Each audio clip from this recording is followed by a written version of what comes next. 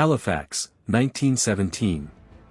A world at war, a city bustling with military activity. This vital port, a critical lifeline for Allied forces, was unknowingly on the precipice of a catastrophic event that would forever scar its landscape and its people. Halifax Harbor was a strategic hub, a crucial staging point for transatlantic convoys carrying troops and supplies to the European front. Its deep, ice-free waters made it indispensable for the Allied war effort. Every day, ships from across the globe converged here, forming convoys under naval escort. The harbor was a hive of controlled chaos, a constant flow of vessels preparing for the perilous journey across the U-boat-infested Atlantic. Among these vessels was the French cargo ship, SS Mont-Blanc. She was loaded with an immense and volatile cargo, highly explosive materials destined for the war in Europe. A floating bomb, unknowingly sailing into destiny. Her holds contained over 2,500 tons of picric acid, a powerful explosive used in artillery shells. This unstable compound, packed in barrels, was a critical component for the Allied war machine. Alongside the picric acid, the Mont-Blanc carried 200 tons of TNT and 10 tons of guncotton, also known as nitrocellulose. This deadly combination made the ship a moving powder keg, a grave danger to any port. Adding to the perilous mix were 2,300 tons of highly flammable benzol, stored in drums on deck. This volatile fuel vaporized easily, creating an invisible, deadly cloud waiting for a spark. Meanwhile, the Norwegian relief ship SS Immo was preparing to depart Halifax. She was en route to New York to pick up a cargo of aid for war-torn Belgium, an innocent vessel caught in fate's path.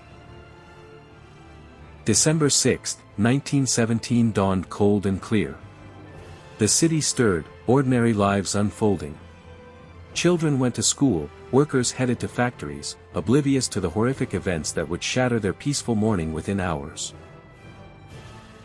The Mont-Blanc entered the Narrows, a treacherous, constricted channel leading into Bedford Basin.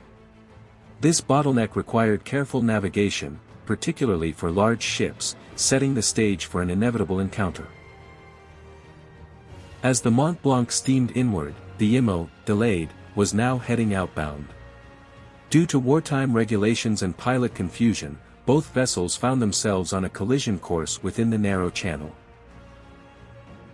At approximately 8:45 a.m., the two ships collided.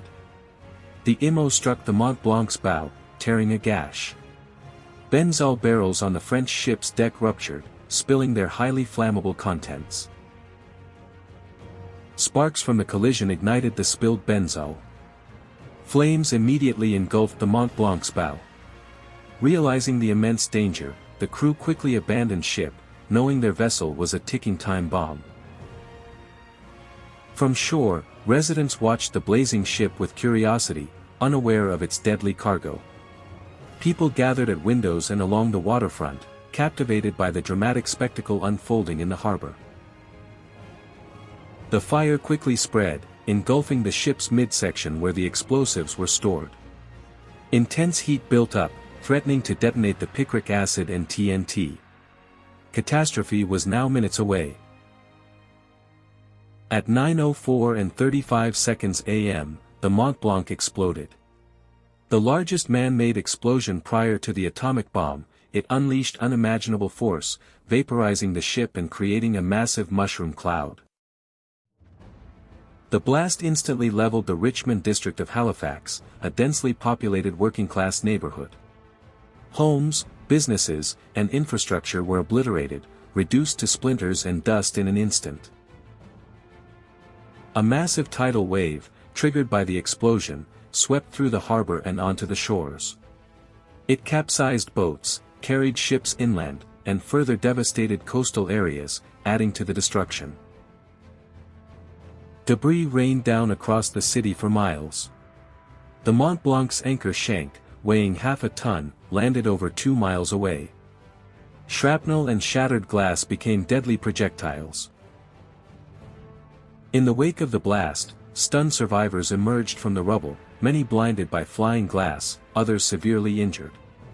A scene of utter chaos and unimaginable suffering unfolded across the devastated city.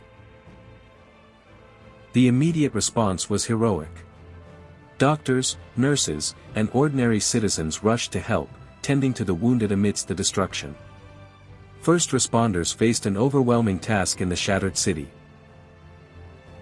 News of the disaster quickly reached Boston, Massachusetts. A relief train was immediately dispatched, carrying medical supplies, doctors, and nurses, arriving within hours to aid the stricken city. The human toll was catastrophic, nearly 2,000 dead, over 9,000 injured, many permanently blinded. Thousands were left homeless in the bitter December cold, facing an uncertain future. The Halifax explosion led to profound changes in maritime safety and urban planning. It became a testament to community resilience, a story of survival, rebuilding, and enduring remembrance against overwhelming odds.